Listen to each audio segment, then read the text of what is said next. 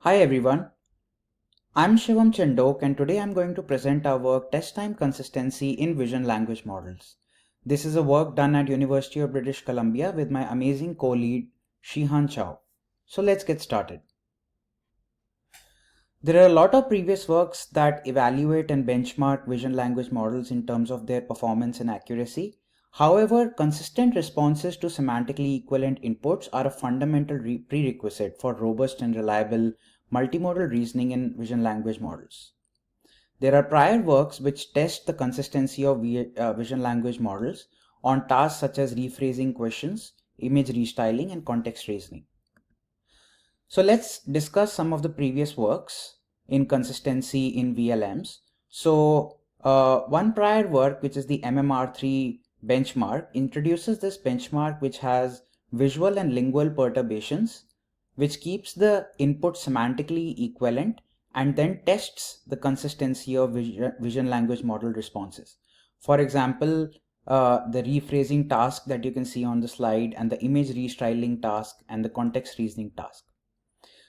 The paper also proposes a solution which requires to insert an adapter and do large-scale fine-tuning on curated datasets to make vision language model responses consistent.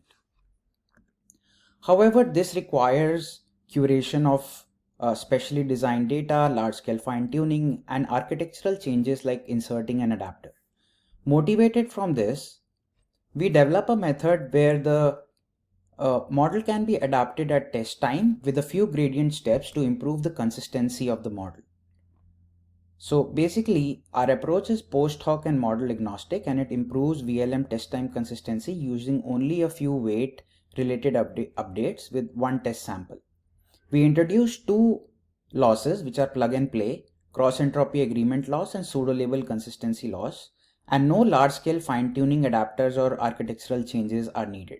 Just a few gradient steps at test time. We show that our model shows strong performance on visual and lingual perturbations on MMR3 and other benchmarks like OKVQA. So our approach is quite simple. Basically, given the K perturbed samples, we take the samples and at inference get the responses of a given question from a VLM, and we name them pred1, pred2, and pred3. And then we have a very simple cross-entropy agreement loss, which aligns the token distribution across the outputs of the semantically equivalent variants. And finally, we have a pseudo-label consistency loss, which finds the most common prediction across pred1, pred2, and pred3, and based on that computes a pseudo-label and then minimizes the cross entropy with that pseudo-label. So basically, one loss aligns the global output token distribution across the k inputs to make them distributionally consistent, the responses, and the other one pulls the final response towards a dominant consensus semantic response. And we have to take only 1 to 4 gradient steps to improve consistency without any large-scale training data or architectural changes.